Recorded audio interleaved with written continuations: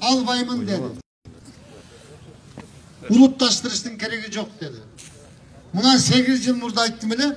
Oşonda alsa oladı la. Azır kumtördak çakadı. Altın kalbay kaldı. Karışma. Altın kalbay kalgan bu son. Anda Kanada'nın kampanyası kaçan altın kazgandı toktotot. Aytkan yok. Bir aydan giyin toktotobu. Bir yıldan giyin be. 5 yıldan giyin be. Kaçan toktotot. Altın kalbay kalsa Allah taşbaga niyeni kazvatadarlar ayırdı. Bu birinciden. İkinciden Kumtör kampanyası Kırgızistan'dan 16.000 hektar жерде algan. Kartoşka ekkeni, şal ekkeni algan jogalar. 16.000 hektar жерден altının kazgan algan. Anı kança yıl kazat. Eğer ayırda altın kalıp жоқ болған болsa Kumtör gene soğubu. 16.000 hektar жерде alıp.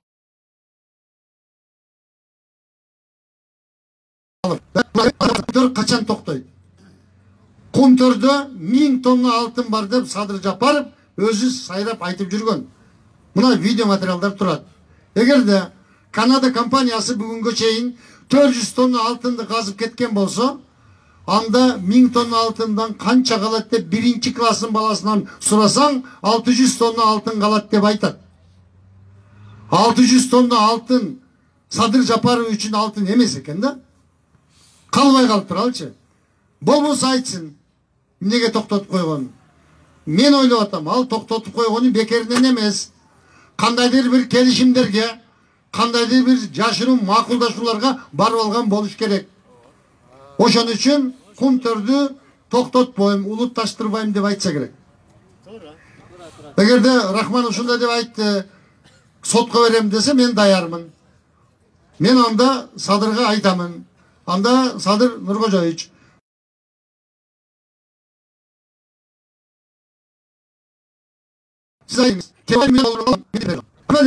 men bilem Tekebay'ım akşam algam dep. Algam bolsa dal dep bersin da. Uşunday bir çiyeleşip ketken nerselerdin içinde turabız. Hazır can açışıp kaldı. Hazır memleketni saktap kalış üçün arkanday nerseni aytuğa to'g'ri kelip kaldı. Tug'anlar, ötө çatak bolup atat, to'g'ri emes bolup atabыз. Rossiyadagi baldardын үйүн угуп атасыңарбы? Migranttardын süylөгөн кайрылууларын угуп атасыңарбы? Не деп кайрылып атышат? Айганайындар, сактап калайлычы. Кеп Мадымаров демес. Мамлекетти сактап калыш ар бирибиз. Силер мамлекети жок мамлекеттин ичинде жашаган кандай болушун билбейсиңер.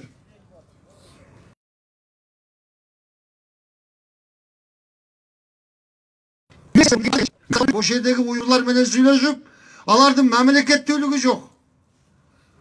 Өрттөнүп күйүп кетейин деп сүйлөгөндөчү. Силердин мамлекетиңерден каалаган жака кетсеңер боло береби дейт. Боло берет. Кантип деп жөн эле кете бер бар, итам сурабайт сени. Келбей койсоңчу, келбекти өтүп кет ушунулар, келбесең келбей эле кой. Тоба. Уйгурлар бир жерден учетун чыгарып башка жака кое албайт. Елестеткені районда төреліп қалсаң, облысқа бара албайсың, учетыңды жылдыра албайсың. Мүмкін емес. Мына мемлекеті жоқ деген қандай болады? Біз тайраңдап кеттік. Біз мына еркіндіктің басын білбей қалдық азыр. Ошон үчүн азыркыдай акыбалга келдик. Бул мемлекетке бір башкача бизди жоготуп атышат. Паспорттан кыргызды алып таштаганда да унчуккан жокпуз го. Бир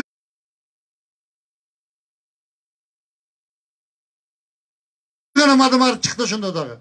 Атамбаев, сен улутты алып таштаган укугуң жок.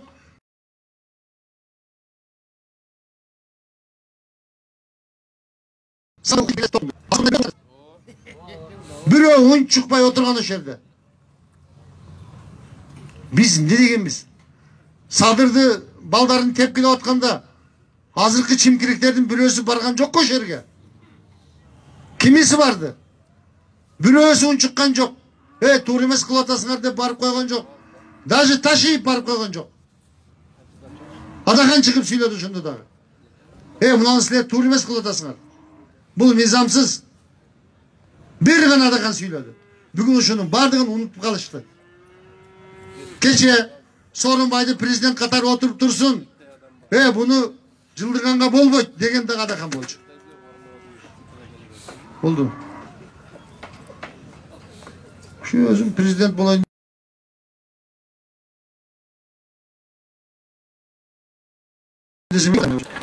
Rahmat.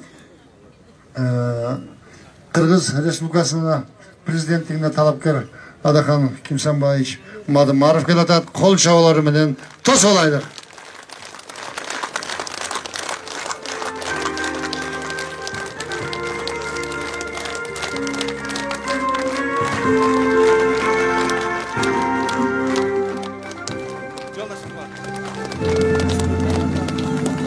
Eldik prezident!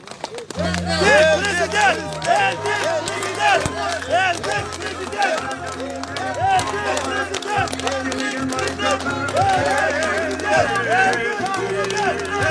Eldik prezident! Eldik prezident!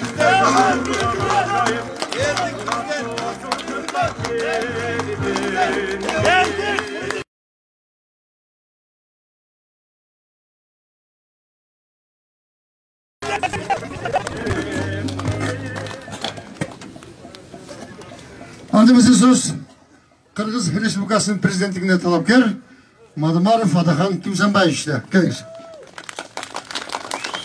Rahmat. Rahmat. Assalomu alaykum hurmatli ağalar. Apalar, eceler, karındaşlar, barыңыздар hoş geldingizler. Bazarga Kuday berekesin versin. Jarmыбыз sattık, jarmыбыз aldık. Doğru. Bugün ошондой күнбү? Daim ушундай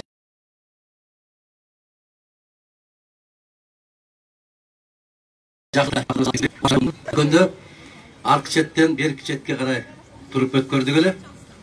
Жыйынды, жолугушууну бүгүн ушундай. Бирок момундай нерсени жасап койгонуңуздарга эч көөнө албайм.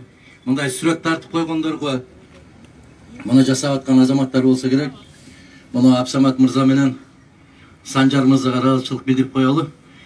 Мен ушундай рахмат барлыгыңызга азаматтар. Ушундай нерселерге такыр көөнө албай койдум.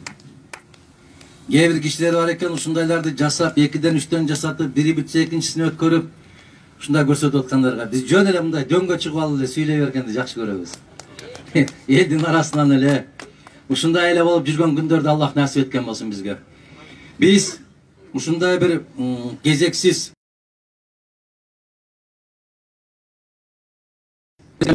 ушул кезексиз шайлоонун кереги жок, ар бир нерсе өзүнүн убагында болсун деп ушул жерде өткөндө азыр бүгүн Каракулжада эсептеп көрдүк, Мырзакеде 28 сентябрда өткөргөн экенбиз жолугушуу. Не сиздер менен? Андан бери 2,5 ай өтүптүр. Ошондо айттык эле биз. Шайлоо таза өтпөсө Кыргызстанда тынчтык болбойт деп. Бүгүн кече баштагы күнү 3 күндөн бери ушул Ош областында жүрүп көрүп атабыз. Баягы биримдик деп жүргөндөрдүн баары башка жака бурулуп алып, башка жака чуркап атат дейт. Мекеним Кыргызстан дегендер менен экөө биригишти дейт. Баардыгы бир атанын балдарындай деп айттым эле го сиздерге. Аларга баары бир ким үчүн чуркаш, бирөө үчүн акыл чуркаш керек. Биздин туруктуулугубуз ушунда турат.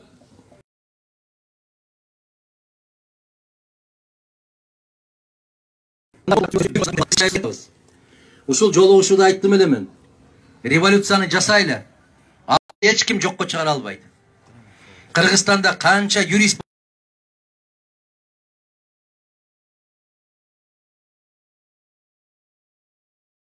болгон болсо, бүтүн баарынын пикири. Бүгүнкү жерден алардын дүкөн, бардыгы мыйзамсыз. Аллахтан буйрук болуп, калың элдин колдоосуна ээ болуп, 10 январда буйурса биз барып калсак, 28 октябрдан кийинки чыккан бүтүндөй чечимдердин баары жалган деп, мыйзамсыз деп жокко чыгарабыз. Муну конституция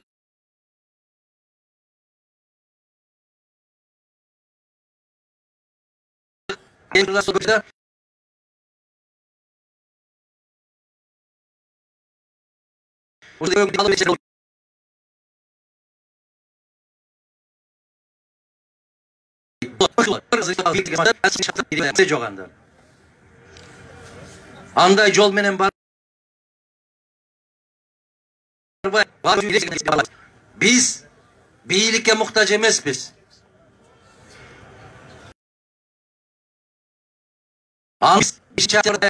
Japadan жалгыз parlamentке өткөн партия таза маңдай теризм менен өтсөк дагы Ала Тоо аянтында мен не деп жарыяладым? Шайлоо арам өттү, таза өткөн жок.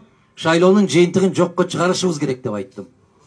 Жалгыз партия бүтүн Кыргызстан ушуну жарыяладык. Ушуну менен эмнени далилдедик биз? Бизге мандат эмес, бизге ариет, намыс керек. Бизге чындык керек, бизге тазалык керек деп.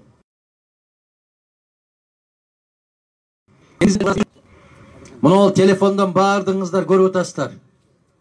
Ар бир сүйлөгөн сөзүмдү угуп атасыздар. Ошон үчүн аларды кайталабайын. Жакка жаттап алсаңыздар керек. Парламенттик шайлоодо кандай программа болсо, президенттик шайлоодагы дал ошондой программа. Биз кылдай кыйшаюусуз барабыз. Кече бир партиянын кызыкчылыгын, 2 күндөн кийин башка партиянын кызыкчылыгын деп аякка бияка чуркабайбыз. Ошон үчүн суроолорго жооп бергенге өтөлү. Убакыт аябай тар. Кыдыра турган жерлерибиз өтө көп. Анын үстүнө жанагы базардан саткандар да алгандар да тезирээк үйгө жетишине ээлеп эстеп отурасыздар, ушу каалап турасыздар. Чү дегенде эле суроо жоопко өтөлү. Саламатсызбы Дархан Кесенбаевич, сизге бир суроо бермекчимин. Сизди колдогон адамдарыңызданбыз. Учурда сиздин Кыргыз Республикасынын президентинин талапкер катары койгондугуңуз үчүн үгүт иштерин жүргүзүп жатабыз. Ошол мезгилде сиздин Москвага барып, НТН телеканалында сүйлөгөн сөзүңүздү элдер түшүнбөстөн башкача ойдо болушуп, бизден сурап атышат. Ал сөздү билесиз да дейт. Кыргыз болуш үчүн биринчи орус болуш керек деген сөзүңүз, ошон үчүн жогорудагы сөз элге түшүндүрүп койсоңуз сураныч дейт. Ошону түшүнбөдүңүздөрбү?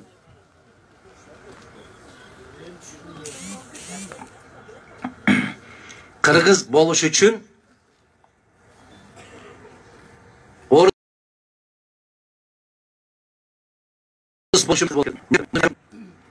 Муну легендарлуу болуп калган Салижан акам айткан.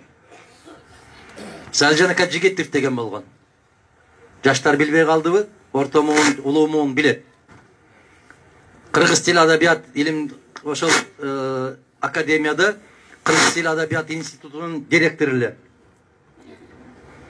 Ошо кишинин учкул сөздөрү бар, керемет сөздөрү бар. Ошо киши айткан: Кыргызга орусча сүйлөмөйүнчө ишенбейт деген. Туура айтканбы? Демек эмне деп жыйынтык чыгарышыбыз керек? Кыргызга биринчи орусча сүйлөш керек деп чыгарып атат. Мен ошону айттым. Кыргыз болуш үчүн биринчи орус болуш керек. Бир нерсени түшүндүрүш үчүн орусча түшүндүрүш керек. Ошондо ишенет. Мен муну жөнөкөй жолу менен кече Ошто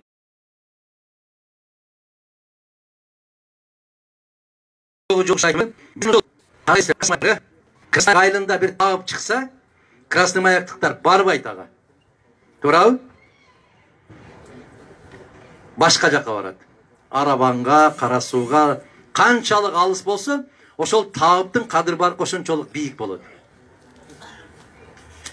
Өзүбүздүн айылыбыздан молдо чыкса, ага жаназа окутпай туруп, башка айылдан алып келип окутушубуз керек болот.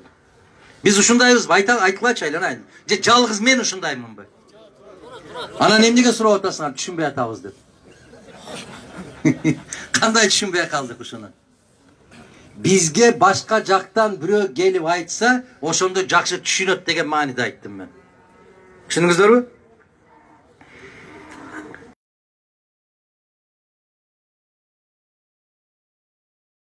Анда чыкпаса, Кыргызстанда анчалык популярдуу болмок эмес деп айттым.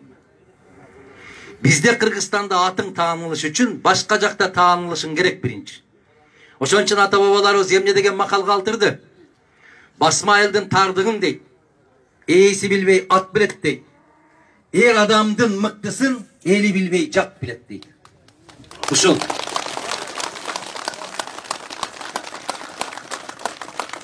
Mına uşul makaldı başkaçarak kılıp düşündürgön hareket kıldım da men. Ошондуктан bizde орус тилин жоготобуз, орус тилин макамын жоготушубуз керек, англис тилин киргизишибиз керек деген азаматтарга айттым мен. Биринчи кезекте биз ошол орус тилин мыктылап өздөштүргөн ааламга жол ошончолук ачык болот деген мааниде айттык. Түшүнүктүүбү? Жакшы. Ошол НТН деген телеканалга көптөгөн суроолоруна жооп бердим эле. Момундай керемет жооптор бар эле. Ошонун ичинен тандап сууруп ушуну гана таптыңарбы, Азамат. Керемет элибиз. Ага бааны ошол орустун саясатчылары бериптир. Кыргызстанда ушул сыяктуу ар бир суроого так даана жооп берген саясатчы бар экендигин билбептирбиз деп баа беришиптир алар. Мына ушунча жерден ушундай болуп өзгөнгө келсем, өзгөн бир нерсесин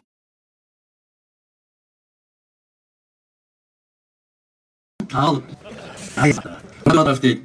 Биздин ишеничсиз де дейт. Рахмат. Экинчи эмнеси ушул мамлекеттик думасы бар, Россиянын жогорку кеңеши. Ошондо 2 жолку чакырылыштын төрагасынын орун басары болгон академик сүйлөптүр, кече интернетте жүрөт, Сергей Николаевич Бабурин деген. Ошол айтып атат. Адахан Мадумаров сыяктуу саясатчылар өтө сейрек дейт. Бир кемчилиги бар дейт. Он слишком честный дептир. Ошол жетишпестиги мунун деп, көрдүңөрбү? Ошол Сергей Николаевич айткан экен, ишендиңерби эми? Шундай. Экинчиси, дагы бир профессор, Ломоносов университетинин профессору, тарых илимдеринин доктору Александр Львович Кобринский деген айтыптыр интернетте.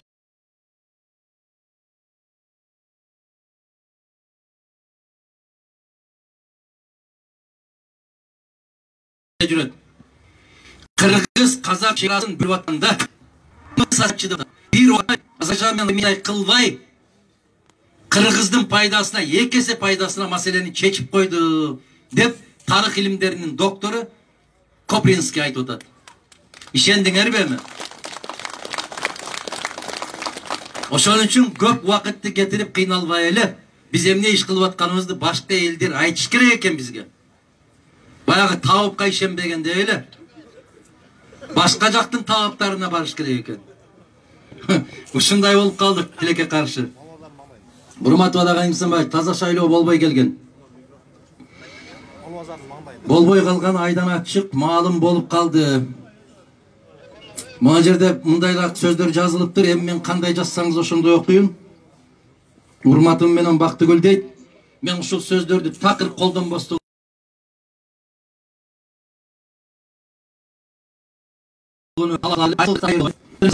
бир мисалдарды келтирип өттүм эле. Түштүк эле старттар деп айтса дагы кошоматчылар ээрчип өзгөн акимибизди алмаштырып мекенчил партиядан отургузуп кечеги жолугууга жолду тазалап милицияларды жолго тизип докладдарын даярдап берди. Башка талапкерлер акча коротуп убаракерчилик тартып калбайбы дейт. Өкүнүчтүү. Эртеңки келечек үчүн, жаркын жашоо үчүн сиздин президент болушуңузду чын жүрөктөн каалайм. Урматым менен Бактыгүл дейт. Рахмат. Бактыгүл, эжемсизби, карындашымсызбы, жеңемсизби, аман болуңуз, бар болуңуз, мугалим болсоңуз керек. Биринчиден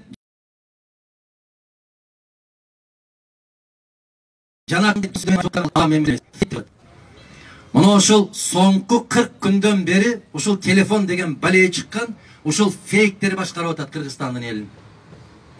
Ага көңүл бурбагыла. Биз нарынданбызбы, чүйдөнбү, көлдөнбү, таласпы, ошпу, баткенби? Биз касиеттүү Кыргызстандын элибиз. Өзбөгүң барсынбы, орусуң, карисиң барсынбы, дунган, уйгуруң барсынбы, кимиң болсоң да Кыргызстандын калкысын. Мен үчүн эч айырма жок. Айырмасы жоқ. Бирок мына ушул нерселерди аябай катуу күчөтүп, күндөн күнгө ыркыратып аткандар жазасын Аллах берсин. Алардын жазасын Аллах берсин. Ушул эми биз бөлүнүп атабыз дейт. Бөлүп атат. Жок, эч качан бөлүнбөйт.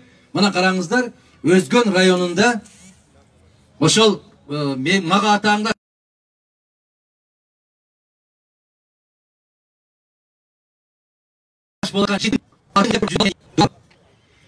ушул Өзгөндүн азаматтары го. Штабтарды ачып, баарын жасап чуркап аткандар ошолор го. Кече алар тек гана атты жетелеп башка жака чуркап кетип барды эле, бүгүн бурулуп алып бул жака чуркап атат. Аларга баары бир эптеп чуркаш керек. Мына ушундай да. Эми намыс болбосо ушундай болот экенбиз. Кече биримдик деп кыйкырышып аткан. Мекеним Кыргызстанбыз деп кыйкырышып аткан. А бүгүн башка жака чуркап баратат. Аман болсун. Өз абирлери өзүндө болсун. Анан мына ушул Мадумаровдун ушул киши гана жарайт, ушул киши гана президент болуш керек деп менин штабымды башкарып отурат ким? Теңиртоолук арындан Кыргызстандагы эң көп мыйзам жазган, эң мыйзамды керемет өздөштүргөн саясатчы.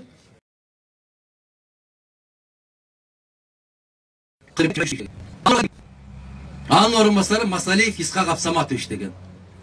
Биз ушундай тажрыйбалуу, сабаттуу, акылман, чынчыл, таза инсандар менен баратабыз. А жанагында ат жетелеп жүгүргөндөргө карабаңыздар, аларга баары бир. Эртең биз келип калсак, өгүз жетелеп дагы жүгүрүшөт ошолор. Биринчилерден болуп жүгүрөт, караңыздар ушуну. Мен өткөндө мына жерден келатканда көрүп атам да, ар 10 метр жерде бир сүрөттөр илинип турат да, жолдун бүт ээлеп турат. Мына жерде туруп сиздер менен жолугушуп атканымды айттыңыздар эле. Силердин сүрөтүңөр жок деп. Биздин сүрөт силердин жүрөгүңүздөрдө деп айтканбыз. Дагы да ошол сөздү айтам мен. Караңыздар ошондо. Элдин көпчүлүгү бата кылып койсо ушундай болуп калат экен. Алар ошол татты столбаларды кучактап көчөдө калсын дедик эле. Тооба кылдым, 5-октябрдан бери көчөдө алар.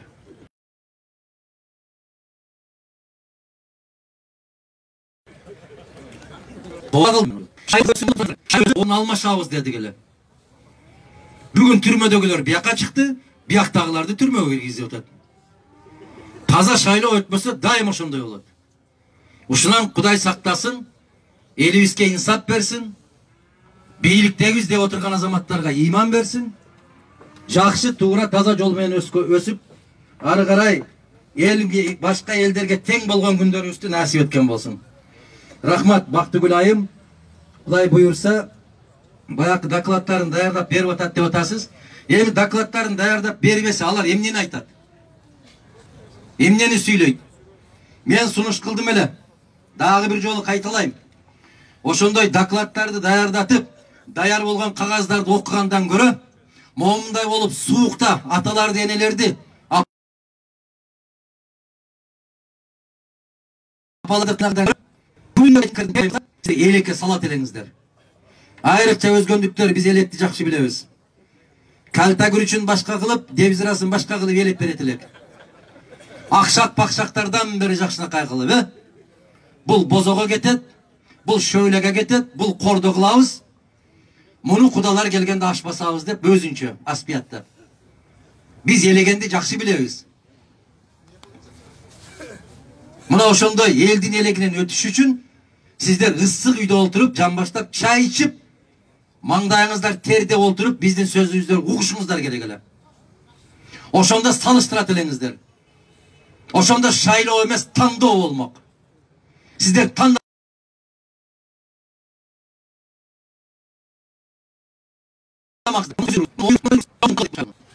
момундай кылып сүрөттөрдү мыктылап илип коюш, ал тандоо эмес. Ал болбойт. Мына ушулар ар бири Бишкекте 80 000 сомдон турат экен. Биз келечекте Кыргызстанды саздан чыгарып кете турган азамат жигитти тандап атабызбы же сулуулардын конкурсун өткөрүп атабызбы? Не кылып атабыз? Ойлоңолучу. А сулуулардын конкурсун өткөрүп атабыз десең, бир кишиден башка Konkurska katışkan hiç kim yok eкен go. Yok, al жерде 18 talapker var deybiz. Bişkekten beri geletam. Kayısıl жерге барсаң, bir эле кишинин сүрөтү турат го.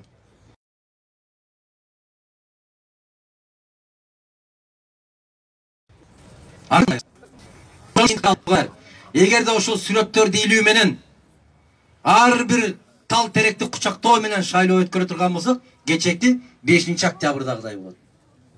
Кана, эч бир тал теректи калтырбастан башка партиялар тиздиле. Не болду? Жардам бердиби? Жок. Ассаламу алейкум дейт. Болот Ибрагимов, Ертай Орозобак, Максим Золотых, Ерулан сыяктуу блогерлер тууралуу оюмуз. Мени кечирип койгула, мен ушул атаган блогерлердин бирөөнү да билбейт экенмин. Мен ушул күнгө чейин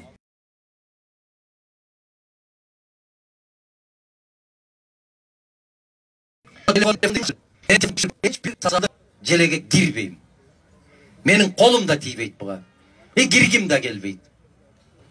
Мен кирбейм ушуга. Ошондуктан сиздер атаган адамдарды билбейт экенмин мен.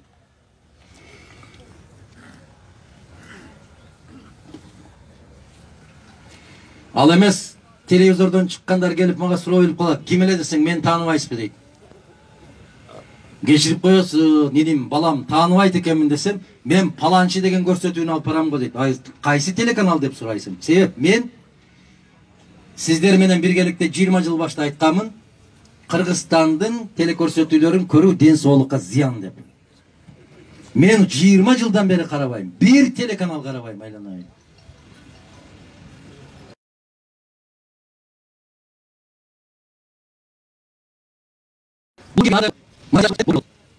Биздин Кыргызстандан азыр эле ушул жерде жүрдүлөр, Калмамат аке деген бар. Мен жана Мырзакеде айттым. Ушу кишинин баракчасына дагы кирип көрө элекмин мен. Адахан инем, мен сени кең келечек ойлогон, эл ойлогон инсандарды Кудай берген баласысың. Алга дейт Таштемир, Кашкатеректен дейт. Рахмат. Таштемир мырза. Кароол айыл өкмөтүнөн дейт. Аренда жерлерди жалаң байлар ээлеп алган. Карапайым элге эч нерсе жок. Чара көрөсүзбү дейт. Мен чара көрүп койгонмун. Ошол чараны туура пайдаланыңыз. Ошол чоң чөнтөктүүлөр суулуу жакшы жерлерди ижарага алып албасын деп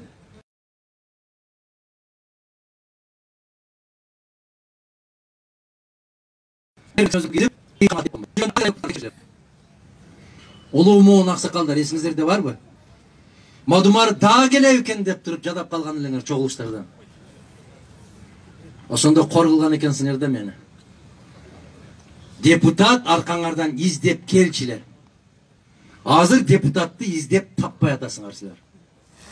Нени кор кылсаң ошого кор болосуң дейт.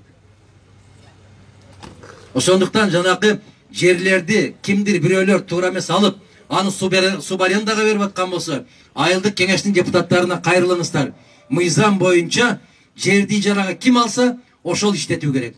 Алган жерди кайра бирөөгө субарендага бере албайт ал.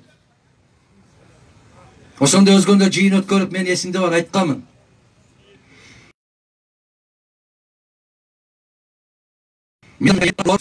Аким ошолор бүт жерлерди алып алышкан экен. Дыйкандардын терисин сыйырып, 5 эсе кымбат кылып, бөлүп 20 сотиктан ижарага берип калган экен. Болгонбу ушундай окуя? Болгон. Кече эле болгон. Биз унуттук азыр. Азыр эгер кайра башталган болсо, демек Мадумаров 10 жылдан бери депутат эмес экен деп билгиле. Барбы? Демек кайрадан биздин келишүүбүзгө туура келип калыптыр. Ошолорду ордуна коюш үчүн. Ошон үчүн бизде тазалык деп сайрап атабыз, мыйзамдуулук деп сайрап атабыз, адилеттүүлүк деп сайрап атабыз. Биз келсек бардык ордуна түшөт Кудай кааласа. Мен айтпайм, көпүрө курам, жол салам, антем-мынтем деп. Жок. Мына азыр биз жолдон келе атсак, милициялар биздин машинаны тосуп атат да.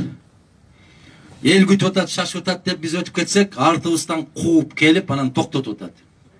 Bilet ko menin maşinamın nomerini, aylanayın.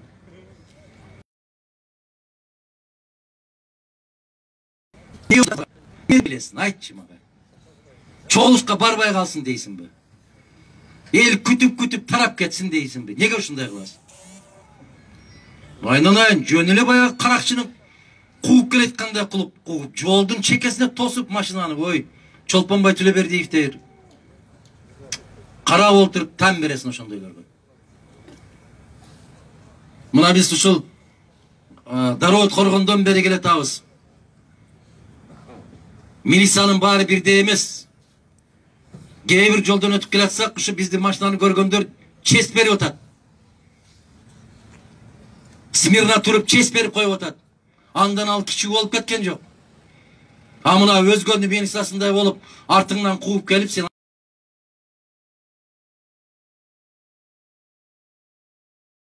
arsın. Andım görüyor. Aman ele bol ayın, aman ele bol. Oşanday demne deyip ağay, biles mi? Lölüden jo çıksa özün çavat dep koyadı. Mana.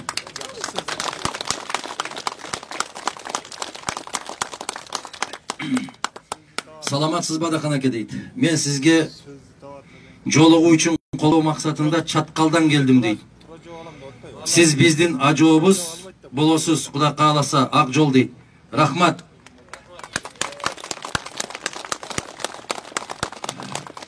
Ona oşul zergerden gelgenderge, iri sudan gelgenderge, kayrattan gelgenderge, ayudan gelgenderge işenmesengizdir de oşul Çatkaldan gelgenderge işenip koyulaç. Maga geyde atayın izlep gelişet. Biz Aksı'dan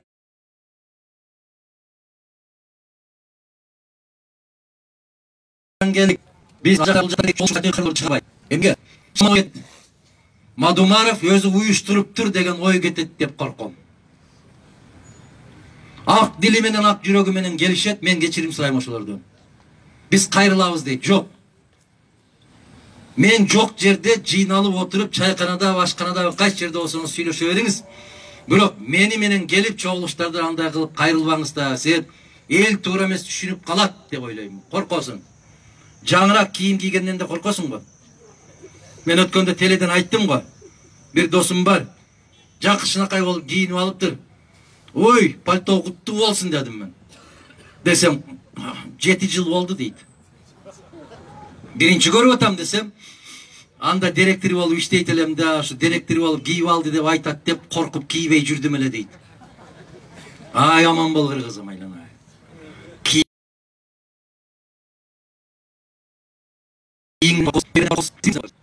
Allah'tan korkpayız, kalgandan barından korkpayız. Kanday deysizler? Kudaydan gana korkpayız da. Rızkını berip atkan, büt bardık, butuңdu, kolуңdu, közüңdü, aşkazanыңды işletip atkan jaratkandan korkpayız dağı, koşnadan korkpayız, hakimden korkpayız, aile hükmetten korkpayız. Jalan erkekler köbürөөк oturasыңар, men sizlerge uyalbay ele aytıp koyayım, ayalыңızdardan da korkpayız. En katlı korkmanış ayallardan korkpayız. Tura abi, kançaga çıktın? 23'e çık öyle korkup kaldın da. Görüp atam, Tura, başkalardan sabah kal. Özüңнүн başına gelgende geç bolup kaladı. Azamat, bırak 23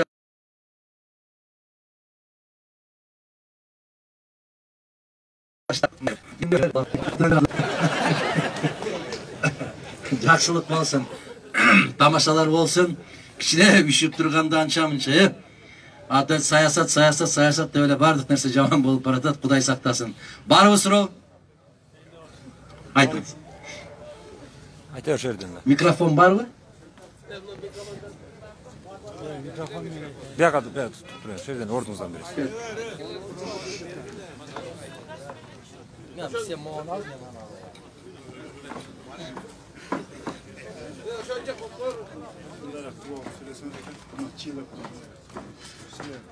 Özgünce'yle hoş geldiniz.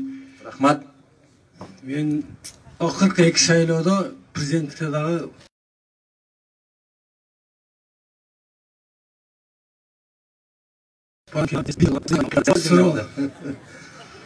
Мен сіздің президенттік башқаруусын қолдауыңызды білем, айтып жүресіз. Мен ойымда болады, біз сізге ішенеміз да. Ал сіз шундай қылабыз десеңіз, сізге ішенеміз, біз ошол қолдау қойып берем, личный қойып берем. Даярмыз сіздің. Бирок сізден кейінки келе тұрған президент, начар президент келіп қалсам не қылабыз? Парламент деген бұл қоқыс жаман президент келіп қалса, ошоға туруштук бере тұрған органда турабы. Айтам. Андан көрө ошол парламентке бара турган депутаттарды билем мыйзамды жакшы жазасыз, чыкытасыз. Сонун мыйзамдарды жазып туруп, аждардын башын байлагандай мыйзам менен байлап туруп, таза бара турган кылып койсок болбойбу деген ой да. Жакшы ой. Жакшы ой.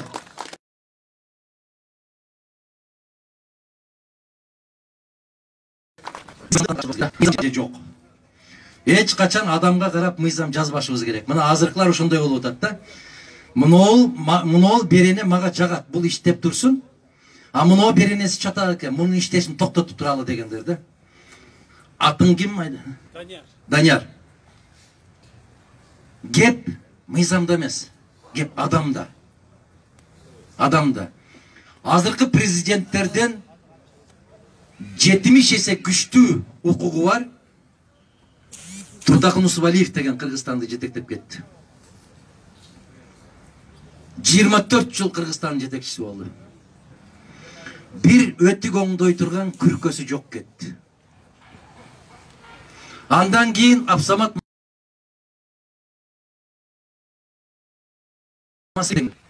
күркөнү жок кетти. Алардын ыйгарым укугу азыркы президенттерден 70 есе күчтүү эле. Жоопкерчилиги 7000 есе күчтүү эле. Мына биздин Өзгөн районунда эмгек кызыл туусун 2 жолу жеңип алган районубуз. Вагинур Талипов деген иштейт эле. 9 жыл биринчи катчы болуп кетти. Вагинур Талиповдун машинасы жолдон кетип баратканда эмес, Алайбек Мамасадыковдун машинасы келе атканда көчөдө ыйлап аткан балдардагы токтотуп коет апалары. Туурабы? Мына ушул жерде, ушул чарбада ким жана Макаров Коньков деген иштеп кеткен, жазыда. Жазы деп айтам мен, силер ясы дей бересиңер, мен жазы деп айтам. Мына ушу кишилер Өзгөндөгү ушундай бир керемет канча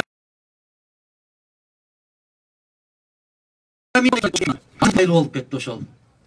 Мына жерде мыкты ферма бар эле. Эң акыркы директор болуп, ушул жерде Сатыбалды Маматович иштеп кетти окшойт,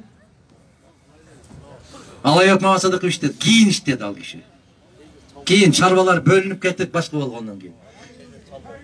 Каримов иштеди ошондой. Мына эми караңыздар. Кеп адамда, мыйзамда эмес. Эгер адам өзү моол жагынан көкүрөгү ток болгон болсо, мыйзамды бекем кармаса, болбосо караңыздар, кече ушул Мадумаров деле кирип алса болот эле деп мага көп киши нааразы болду. Мен айттым, мыйзам талаасына келсеңер кирем кош кол деп көтөрүп алам дедим. Мыйзам талаасынан чыгып кеттиңер дедим. Конституцияны тебелеп атасыңар. Мен силер менен чогуу боло албайм деп айттым. Ошондуктан президенттик башкаруу болуш керек деп мен 10 жылдан бери жалгыз калып тепки жеп келдим.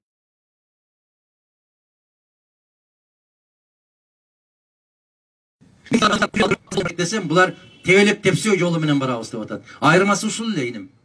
Башка айырмасы жок. Дүйнөнү дүңгүрөтүп турган Сталин, дүйнөнү дүңгүрөткөн Сталин каза болуп калганда дүйнөнүн бардык президенттери келишкен жаназасына, биздин тил менен айта берейин.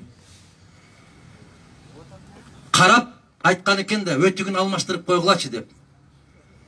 СССРдин жетекчиси болуп турган кишинин ушундай өтүк менен көмгөн уят, эл көрсө уят болот деп жакшы бир өтүгүн кийгизип койгулачы десе, бир эле өтүгү бар экен абалар.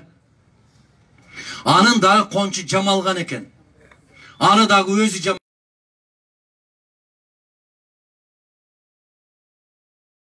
жамалган.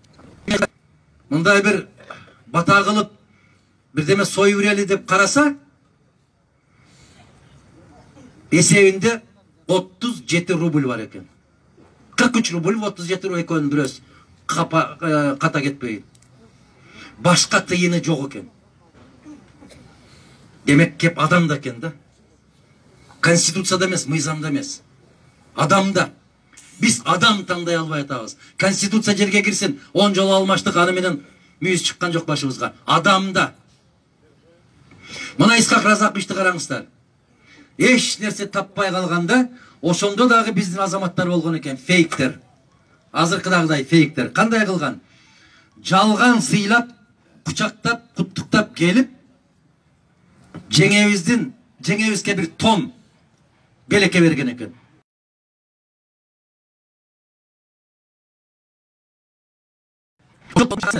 Кайра тигип коюшкан экен. Москвадан киши чакырып, далилиңер барбы дегенде, ушул жерди ачып, көрсөтүп, далилдеп беребиз деген экен. Мына ушинтип күйдүргөн экенбиз биз азаматтарды. Ошонон кийин Разаковдун жүрөгү катты ооруган. Өзүнүн аялы мен сатып алдым деп койсо керек да. Муну биз белекке бергенбиз. Кантип далилдейсиңер десе, алып Россиядан, Москвадан келген комиссиянын алдында алып, жакасын, жанагы жерин сөгүп, баягы жазган момундай кагазды сууруп чыгышкан экен. Адамда илля көп. Биз ушинтип мыктылардын мыктыларын дайым жала жабуу менен жеп келген эле экенбиз. Эми ар бирибизге инсап берсин. Дагы бир жолу айтам, кеп конституцияда эмес. Азыр айтышып атпайбы? Коррупция менен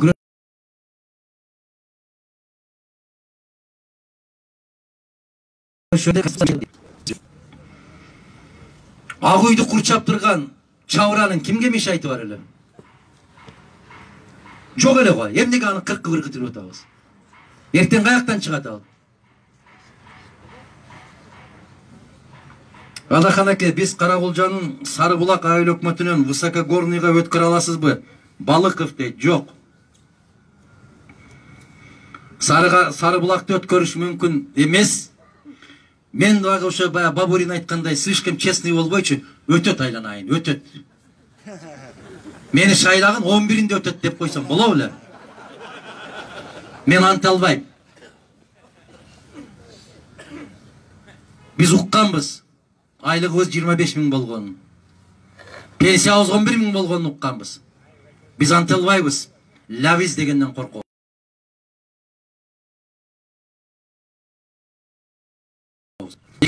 Боюнча 1950 метрден жогору болуш керек деңиз деңгээлинен. Союздун мезгилинде 1600 метр эле. Мына ошол биздеги Өзгөндө, Каракулжада, Ош областы, бүтүн Кыргызстанда бийик тоолуу аймактарга өткөрүү, ошолордун метрин түшүрүү боюнча дагы мыйзамдын автору ошол Ишенбай Кадырбеков, биздин колубуздан чыккан мыйзамдар ошолор. Бирок Сарыбулак ага туура келбейт. 1500-1600 метр болса керек, бирок 2000ге жетпейт. Адахан Кемсанбаевич, мыйзам баарына бирдей. Эмнеге сизди тоспос керек, башкасын тосуш керек? Сиз каркыраны саткан болсоңуз, сизге кандай мыйзам керек дейт.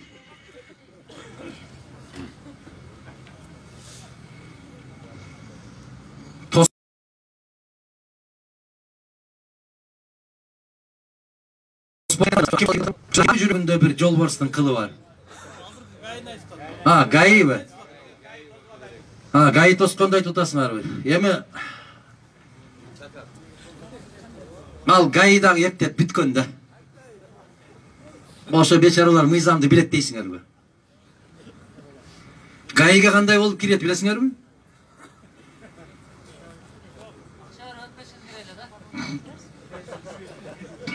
Терезени түшүрүп туруп эле 200 сом урушуң керек беле? Чай ичип койду. Коп чай ичиребиз да биз олорго кийин. Урматтуу Адахан Кемсанбаев дейт, сиздин ошол президенттик ат салышта не дейт? Жеңиш менен келишиңизди каалайбыз. Алла таалам сизге оомат берсин. Кашка Терек айылы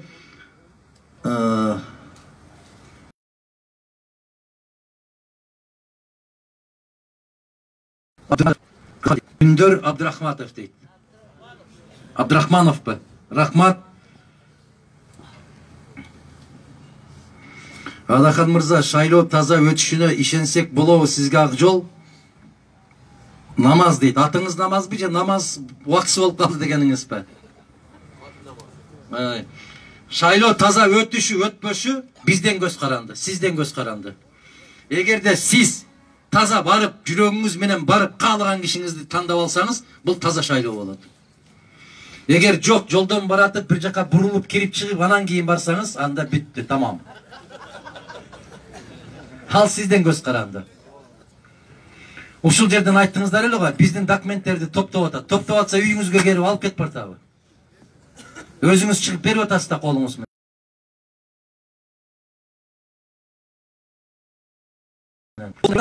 Болду деп атпайсызбы? Сиз таза шайлоо болбосун билесиз, ошон үчүн элдей бийликке келип, эл үчүн иштебейсизби? Убакыт өтүп жатат дейт. Рахмат. Элдей бийликке келип дегенде кандай бийликке келип? Азыркылардай дейсизби? Болбойт андай. Эми көрдүңүздөрбү, ушул жаман адат болуп калды. 2000 киши топтоп барып алып койсоң болот экен деген жаман адат болуп пайда. Ошон үчүн же ырым кылабызбы, же башка кылабызбы? Өкмөттүн үйүн, кыргыздын ак үйүн башкадан куруп, башка жерге тургузушубуз керек. Болбой калды ал жак. Такыр болбой калды. Жаңылаш керек болуп калды. Мүмкүн борборду кошо жаңылаш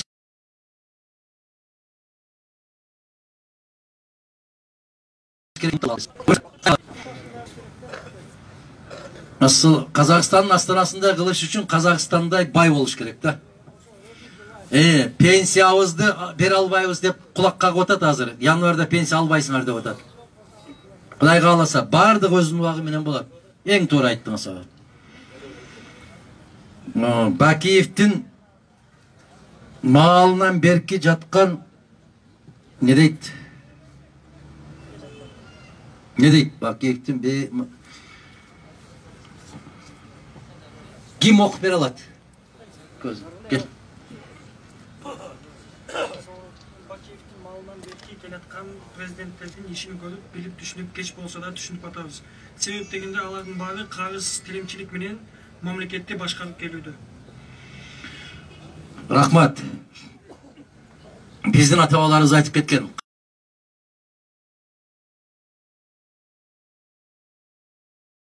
Кайрылса, биз ага берекенин эшигин жабабыз деген. Туура бабалар. Кыргызстан 30 жылдан бери кайрылчынын күнүн көрүп келатат. Эмне үчүн? Себеп татыктуу инсанды көтөрө албагандыктан. Татыктуу инсандарыбыз, кыздарыбыз барбы биздин? Керемет, мыкты жигиттерибиз, кыздарыбыз бар. Бирок алардын чөнтөгү жука. Чөнтөгү жука болгондон кийин биз көтөрбөйбүз. Мына айылга эле барып көрсүңүздөрчү, өзүңүздөр эле. Мен ашык кетпейин, эгер ашык кетсем айтыңыздар.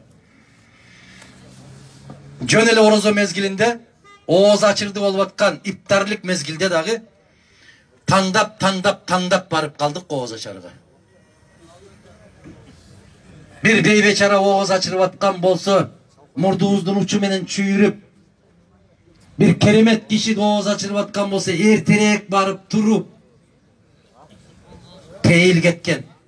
Туура айтасыз, ошо кол кабыш кыла коюп, суусун ташый коюп, мына ошол нерсе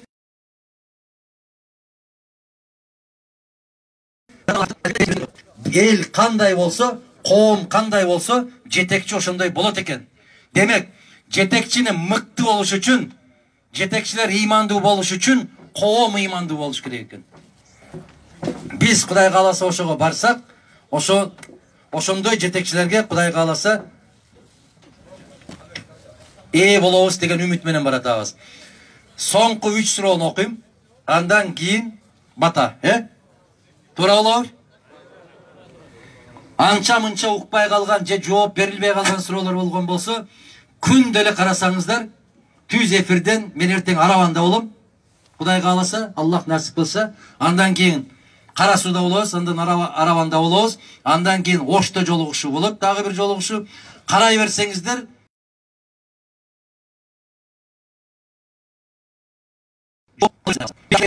деп. Biz mekteптин директорлерine же мугалимдерге карабайбыз. Ушунча киши барса болсо барам, болбосо барбайм деп. Биздин сөздү күн түн уга берсеңиздер болот. Саламатсызбы агай, Садыр Жапаров Instagram'da өзүнүн баракчасынан Ишенбай Кадырбековду $300.000 para сураган дегени чынбы дейт. Мен ошол киши ушундай сурап атканында жанында болуп турмун. Эгер жанында болсом айтмакмын, алба деп. Болгондо дагы 2007-жыл дейби, 2005-жыл дейби айланайын. Мен андай сөздөргө түк көңүл да бурбайм, ишенбейм дагы. Мына ушундай. Келечекти. Тек гана мына азыркы турган турпатыбыз кандай болду, эртең кандай болобуз, мына ушул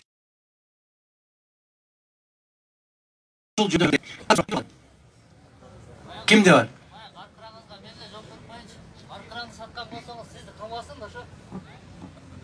Ооба, туура айттыңыз. Бул жигит айтып атат. Эгерде дейт, бая коюлуп аткан дооматтардан бери ошо каркыран дейт. Онда сизди ошол чара колдонуш керек эле да, камаш керек эле дейт. Кечээ бирөө кайсыл жерден Садыр Жапаровго кайрылыптыр го.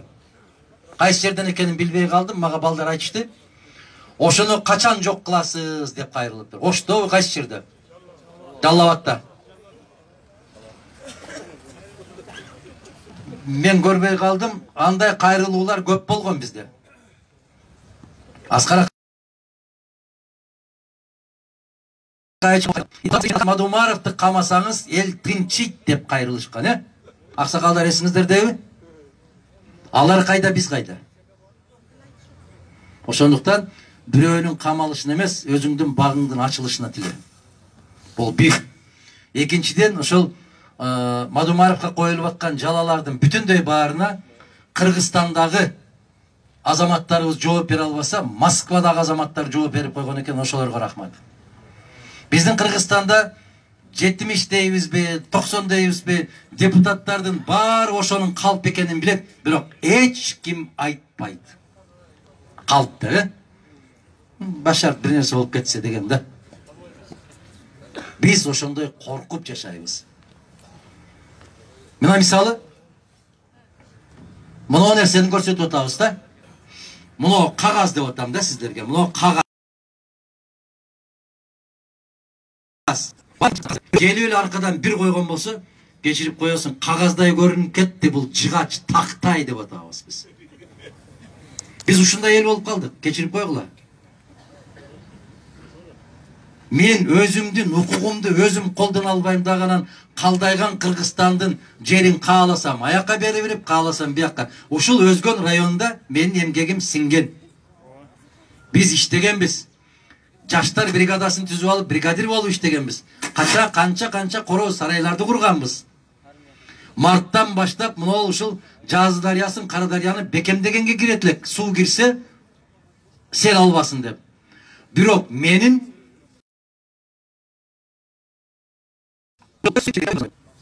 үлүшүмдү бербей койду. Сиз 94-жылы Өзгөн районунда жашабайт элеңиз деп үлүш берген жок мага. Мен туура дедим, мыйзам боюнча мен ала албайм. Кандай дейсиздер? Анан мен ушул өзүм туулуп өскөн жеримден 4 сотик жер ала албайм дагы, калдайып жаткан жайлоону берип берсе, молодец Мадумаров. Кыйын экен, Азамат экен айланайын. 86-жылы Абсамат Масалич биринчи секретарь болуп келип калды, Кыргызстанга жетекчи болуп. Ошондо райондун, областтын жетекчилеринин баары алмашып атат дейт. Жаңы кишилер келип атат дейт. Анан эки чабан жан баштап жатса радиодон, анда Альпинист деген радиолордон ушундай жаңылыктар кетет эле. Ошол жерден айтып калыптыр.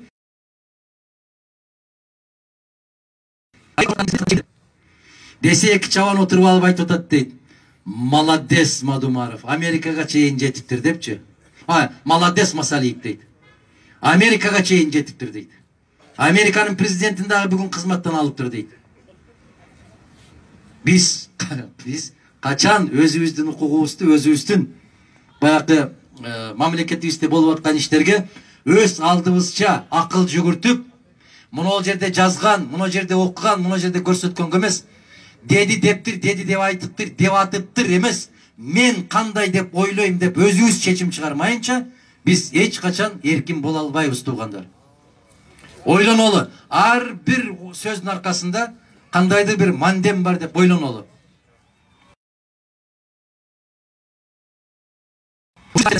Каргалар келип баштаса кар жаайт деп билгиле. Эгерде чымчыктар эрте менен багымдатта сайрап баштаса жаз келиптир деп билгиле. Эгерде Мадумаровду каралап жатып калган болсо жакында шайлоо өтөт экен деп билгиле. Ушул эле, ушунан билип койсоңор болот. Ушул жала жапкандарга дагы Аллах иман берсин, инсап берсин. Ошондуктан жанагы Кадырбеков боюнча айтканыңыздарды мен ушундай деп жооп берем. Көрбөгөндөн кийин биздин пайгамбарыбыз саллаллаху алейхи ва салламдан жалган менен калптын аралыгы канчалык дегенде момунтуп койгон. Бул не десе, момундай кылып көрсөткөн. Көз менен кулактын ортосу 4 эле экен.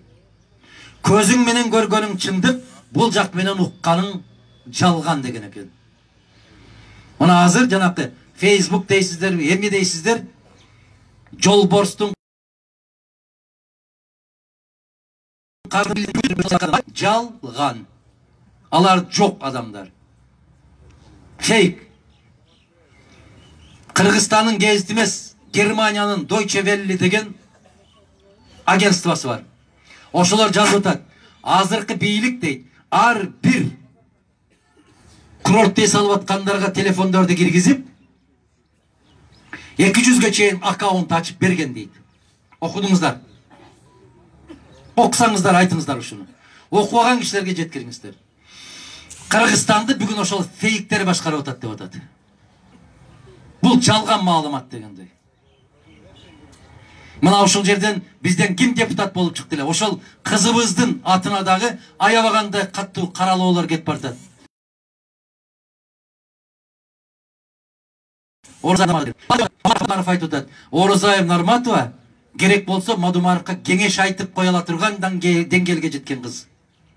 Ал бирөөнүн акылына муктаж эмес кыз. Мына караңыздар. Не деген гана сөздөрдү ыркыратып ошо кызыбызга айтырып атат. Бирок экинчи жагынан чексиз ыраазы болушубуз керек. Азамат жигиттер чыгып атат, азамат аялдар да чыгып атат. Ошол кызыбызды коргоп берки ыркырагандардан. Ал кызга да рахмат. Айтып атат. Мен Кудайдан башка эч кимден коркпойм. Мен айтам, айтканымды токтотпойм деп. Мына кайдыгер эмес азаматтар. А кээ бир жерде жолугушуп өткөрүп атсаң, эмне үчүн ушуну айтып койбойсуң десе, акырын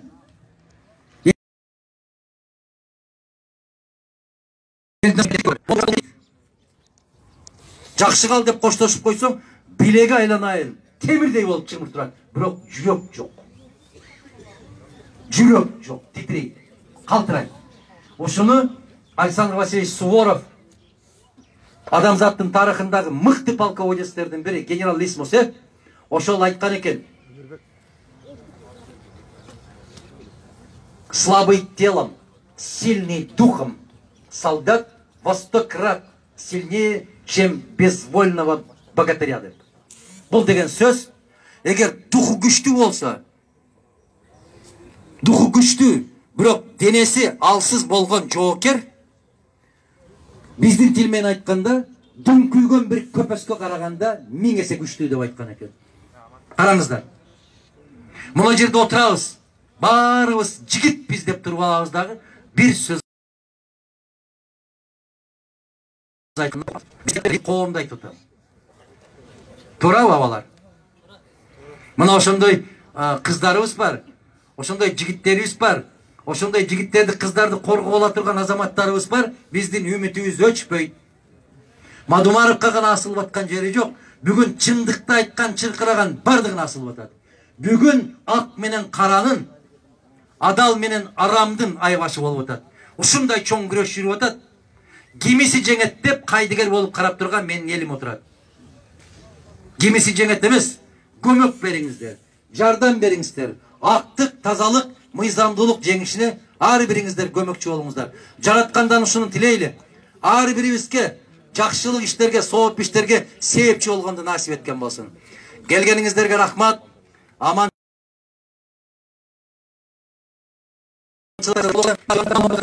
bir nerseni istеп атам. Абдылда Иманкуловду эстеп кетип атам. Ал дагы ошондой болуп үшүп калганбы кичине кезинен билбейм. Сахнага чыкканда ушундай кылып эле бутту бутка уруп туруп калат момундагы. Көрүп калган ушундайга. Мына балдар дагы бутту бутка уруп баштады, демек жыйынды токтотушубуз керек. Рахмат.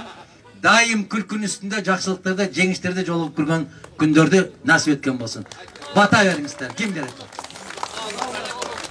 Сүйлөй тургандар,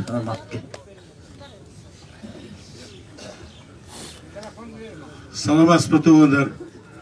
Мен сүйлөйүн дегендер оюм жок эле, Адакам Кемсомаевич сүйлөгөнгө мажбур кылды. Азыр мына бул жерде турган адамдарды көрүп, мен Адакам Кемсомаевичке дем бергим келди. Биз өткөнкү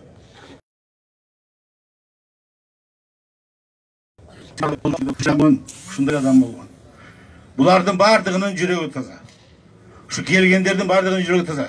Адакам Кемсомаевич. Кечеги Садыр Нуркожоевичти тоскон жанакы стадиондо жолугушууларды Жалал Абадта, Ошто, тиякта көргөн жолугушууларды көрдүк. Биримдик мекеним Кыргызстан, ушулар кандай жолугушуу өтсө, дал ошондой эле жолугушуу өттү. А мына бул жерде ошол Адакам Кемсомаевичти колдоп келгенде өткөндө кандай келген болсо, дагы ошондой келүүдө. Бирок адамдардын санына эч кандай немеси жок экен. Бу жерде бардыгы жүрөгү менен келгендер, ушул жерде канчалык келсе, үйүнө барып ошончолук түшүндүрүп атат. Сиз айтып атасыз го, андай келип колдоонун кереги жок, колдоо жүрөгүңөрдө болсун деп. Ушулар бардыгы жүрөгүнөн келген үчүн кечеги шайлоодо жалгыз башка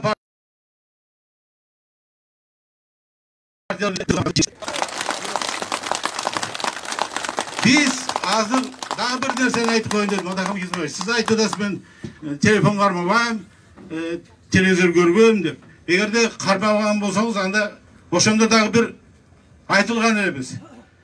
Сентябрда шайлоодон четтетип койгондо биз Жалал Абадта жолугушуп кайрылуу жасаганбыз.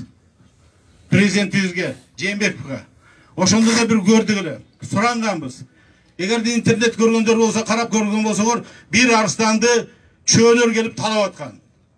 Биз ошо чөөгө арста каршылык көргөзүп атты. Биз ошону мисал келтирип айттык. Сооронбай Шарипович, сиз арстансыз, сизди караңызчы, мынаны чөөлөр талап атышат. Жаныңыздагы жокерлеріңіз, байлар, олигархтар, бардығы чалып атат. Сиз ушуга жооп бериңиз. Бизди мынау БШКнын чыгарган чечимин жокко чыгарып бериңиздер. Эртең катышты эле. Бирок ал киши ага анча көңүл бурбады. Биз 5 киши бардык, Бишкекке бардык. Мынау бала апам менимче ошондо модератор болуп жүрдүк ошол жерде. Мына бала 5 киши чыгып 7-синде шайлоого катышсак, туугандар. Шайлоо бүтпөй, сот бүтпөй калды. Сот 9-дан жылдырылды.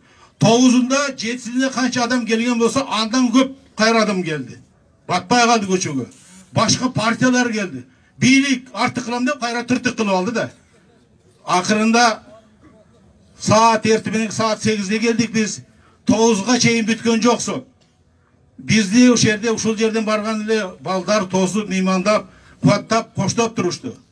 Эртеси 9-да аябай көп.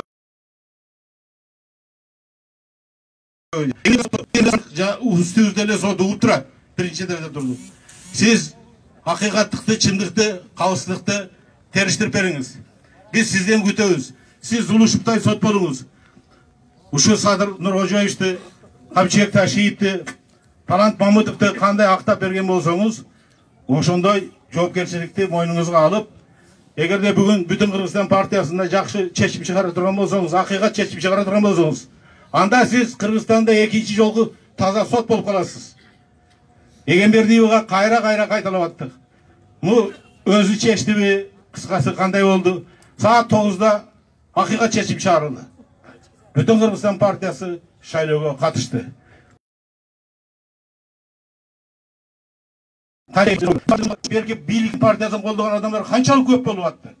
Биздикилер аз болуп атты. Бирок мен ойлоп атам да, az bolsak dağı Adakam Kenzonbayevичке uşunçalık duh berdi. Şayloda uşu yerde az bolgonu menen үйүндө барып көбөйттү. Бардык эл колдоп, коштоп чыгарды да. Анан жанагы азыраак айткан сөздү макалды, кыргыздын макалын. Таластык депутат өзү мага окшоп зорго сүйлөйт экен. Жана Зарылбек Ырсалиев деген. Ошол айтты эле. Жана басма элдин жакшысын ээси билбей ат билет. Азаматтын жакшысын эли билбей жат билет деп. Ушул сөзгө баятан бери дагы карап туруп, Рахман Разаковду көрүп, кара сулук жигит, өзгөндүк жигитти колдоп атат.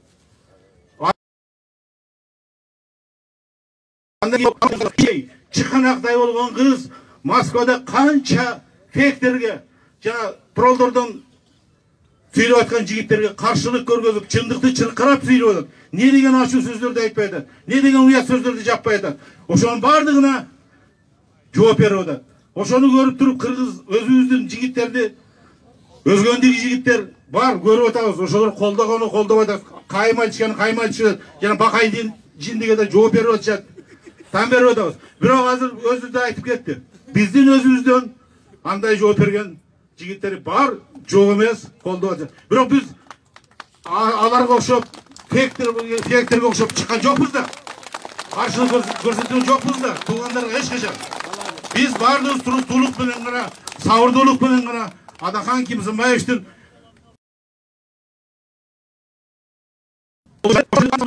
президенттик шайлоодо дагы Кудай кааласа ошол шайлоону көргөзөбүз. Эми кечээ дагы бир ушундай нерсе чыгып калды. Адакан Кемзонбаевич көрбөй дегенбиз. Bir жолборсту эгер көргөн болсо интернетте, ютубтан көргүлө, чөөлөр келип талкалап чыгарып атат да. Көпчө, жүздөйчө. Жалгыз өзүн. Аябай бир ичим боорум ооруп отурду да өткөндө ушундай көр.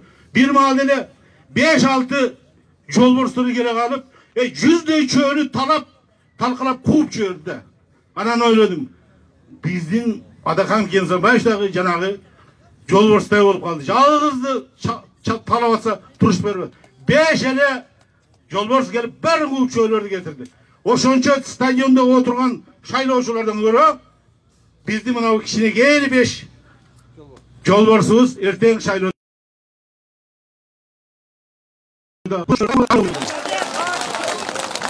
силерден сурадарым.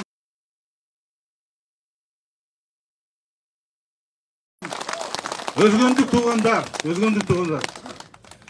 Ошо өткөндө бир 5 аксакал бекен Бишкекке барышып билдирүү жасашты окшой жана Нарматожо, Норозай Нарматожо жөнүндө. Жакшы кабылдарды айтты. Куршаттык туугандарга кайрылды. Мен куршаттык туугандарым тагаларым болот, аларга да кайрылып айттым да. Силерде кандай акыры? Намыс деген барбы? Силердин адамдарыңар фейк болуп кетти. Чыгып атат интернетте, ютубта чыгып алып жамандашып, же жакында бир кайнарлык жигит. Мен да ошо куршаттык болом, кайнардан болом, бостон болом дейт турбуз. Тууган экен өзүнө. Ошондой фейктер душманды алыстан издебе, өзүңдүн тууганыңда, өзүңдүн жериңде чыгат деген. Жана макал да ошондой болот. Мен ойлойм, Кудай кааласа Адакан Кемзонбаевич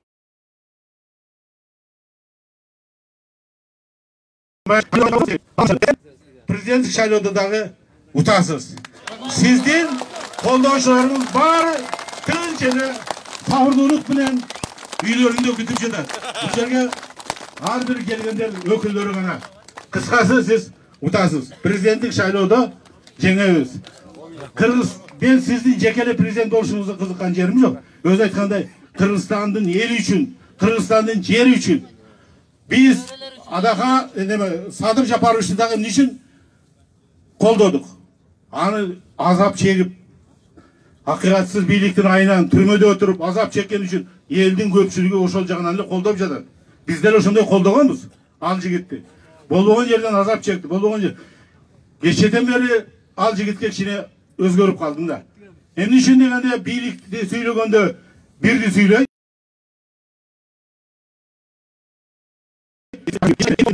Biz lisenциясын бербейбиз дейт. Ага ишенейин десең, анын ишендүү кишиси, белгилүү юрист Шыкмаматов деген биздин депутатыбыз, аны координаторун Арнол облас боюнча. Ал тууралуу айтат, жок, берилип кеткен. Kıtaylık'a berilgen, al Kıtaylık jigit Ürümçü'ye gelip temir zavodun kurup atat deydi. Sırıyonu şu bizden jetim dodun aladı eken. Emgimizin işenesin. İşemeyin desen çıkmamatı bir jönöge işemez. Ana satır japartın janakılıp kayta öğretin uqanda işemeye kala degensin. Bir sözün aytat dertiniz başka çıkar. Sizlerden soranlarımız ikinciden bir alkışı özgünde geçe bir sözü Opozisiyada жүрөт. Biz 10 yılda opozisiyaga çıkıp жоқ болып kete yazdık demedi mi? Alaхан Кемсанбаевичке oşu 30 yıl opozisiyada жүрüp, oşonça жақсы жаман сөздөрдү угуп, кайтпастан аркасын кайтпастан кайра шайлоосуна депутаттыкка барабы, президенттикке барабы кое бере келейди. Бийлик буттас бере келейди. Чындык акырына кетет. Чындык Чындык деген бул өтө көп жылдарды, көп уақыттарды талап кылат экен. Уақыт келди, жетет. Шайлабыз.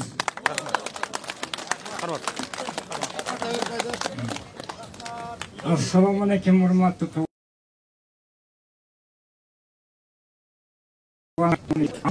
1995 yılda memleketimizde 2 palatalı parlament bolgan. Oşonda Mizan Çıgarı Palatasına Alaхан Кемсанбаев özünün talapkeliğini koyup özgönde bu çölkönde attı başlı insanlarımızın ağzına gelip çıkan. Ne olayımın? Hurmatlı tuğanlar. Bugün ayava жақсы sözler aytıldı. Жақсы kabul tilekleri oldu. Yaratken Allah Teala o tileklerdi. O жақсы maksatların bardığın Alaхан Kemsанбаевқа nasip etsin. Alaхан Kemsанбаевтың imanı bakvat bolsun. Ömrü uzun bolsun. Mınavu çoğun taymaşta. Sayın kuğulun deyinegu Allah nasip etsin.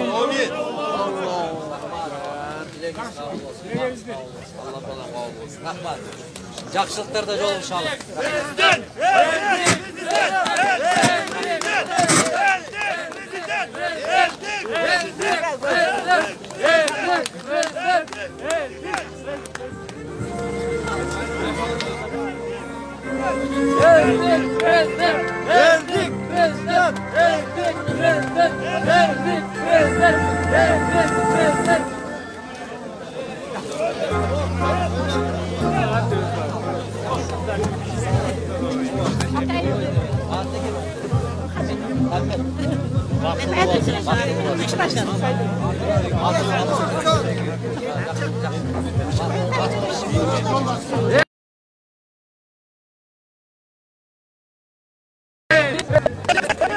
Prezident! Eldik! Prezident! Жақсы қалыңыздар, жақсы қалыңыздар. Eldik! Prezident! Açık olmadan ha? Kaç lira oldu? Жақсы қалыңыздар. Жақсы қалыңыздар. Жақсы қалыңыздар. Kaç? Жақсы қалыңыздар. Жақсы қалыңыздар. Çatkaldan sen. Buyur.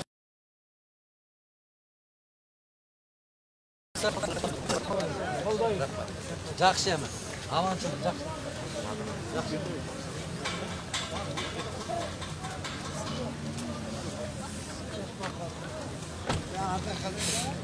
Жолдан kaç lira? Arkadaşlar biz Özgün rayonunun Cazı öğrencilerden joluşuğumuzu jintikadık. Mayli ağacalı. Yaxşı jet olur. Keyingi jol, jolukana çayın salamatlık durumumuzda.